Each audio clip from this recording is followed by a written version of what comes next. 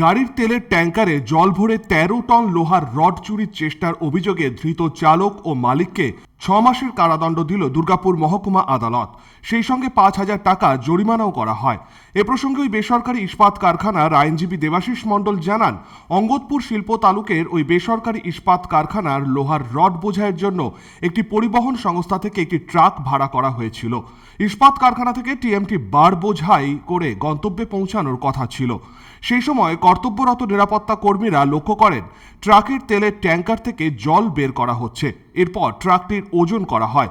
উল্লেখ্য, তেলের ট্যাঙ্কারে এই রড চুরির অভিনব পন্থায় চুরির জন্য ২ ভাগে ভাগ করা হয়েছিল।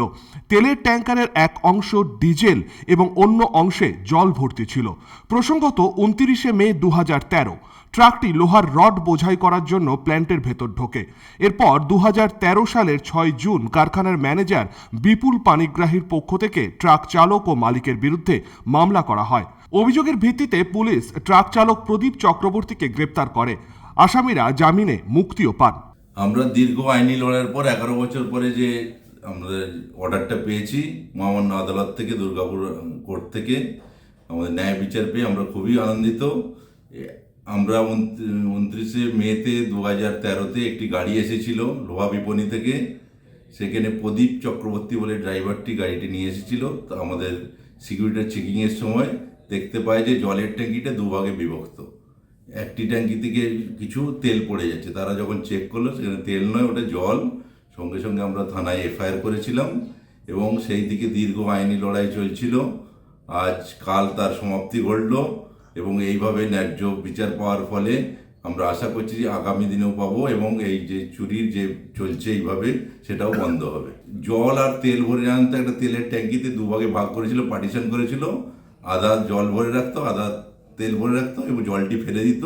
সমপরিমাণ ওরা লোহাটাও নিয়ে চলে যেত আমার ফ্যাক্টরিতে।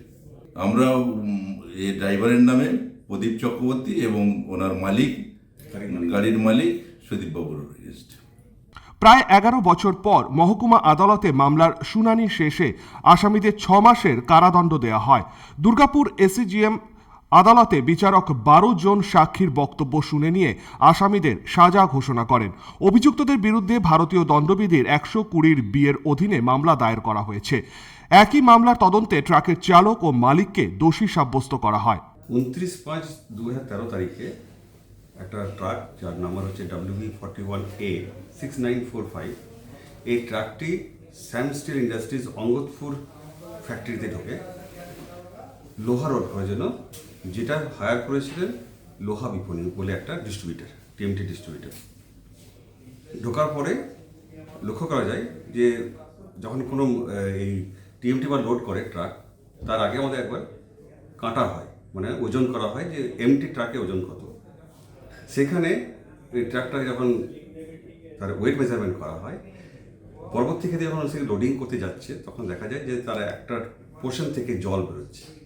আমাদের চিফ সিকিউরিটি প্লাস এবং তার অন্যান্য যে সিকিউরিটি গার্ড আছে আমাদের অঙ্গদপুর ফ্যাক্টরিতে, তাদের মানে তৎপরতায় দেখা যায় যে ওই ট্যাঙ্কিটাকে মাঝখানে ইলিগালি পার্টিশন করে এই প্রদীপ চক্রবর্তী এবং সুদীপ বিশ্বাস, যিনি হচ্ছে ওই ট্রাকের মালিক, এনারা এই জলটা বার করে, মানে ওজন হওয়ার পরে যে জলটা বেরিয়ে গেল, যে সেই যে জলের ওয়েট ছিল সেই সমপরিমাণ জলের ওয়েটের টিএমটি বার তাহলে ফ্যাক্টরি থেকে এক্সট্রা লোড করতো। মানে অভিনব কোথায় অভিনব মানে এত হাই মানে টেকনিক ইউজ করতো ওনারা, যে বাইরে থেকে বোঝা যেত না ট্যাঙ্কিটার মধ্যে যে ওরা পার্টিশন করা আছে কি নেই।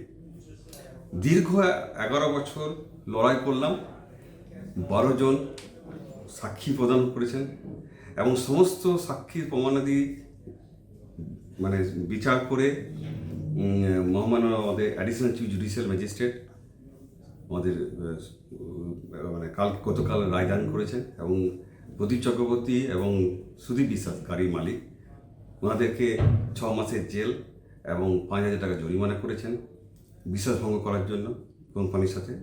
আর এই চক্রান্ত করার জন্য 120B ধারায় অনুযায়ী 3 মাসের শাস্তি দিয়েছেন এবং অনাদায়ে যদি ওই ফাইনটা জমা না দেন তাহলে আরও 1 দিন ওনার সিম্পল ইমপ্রিজনমেন্টের রায় ঘোষণা করেছেন। তাতে আমাদের এই যে মানে এই জাজমেন্ট আমাদের খুব এক্সপেক্টেড ছিল, কারণ 11 বছর ধরে আমরা লড়েছি শুধু ন্যায়ের এতে। কারণ এই কেসটাকে প্রভাবিত করার জন্য ড্রাইভার এবং মালিক আমাদের কোম্পানি বিভিন্ন অফিসের বিরুদ্ধে মিথ্যা মামলা করেছেন। উল্লেখ্য, এর আগেও ট্রাক চালক ও মালিকের যোগসাজশে তেলের ট্যাঙ্কারে জল ভর্তি করে লাখ লাখ টাকার লোহার বার চুরি করা হয়েছে বলেই মনে করা হচ্ছে। Bureau report, 99 news Bangla.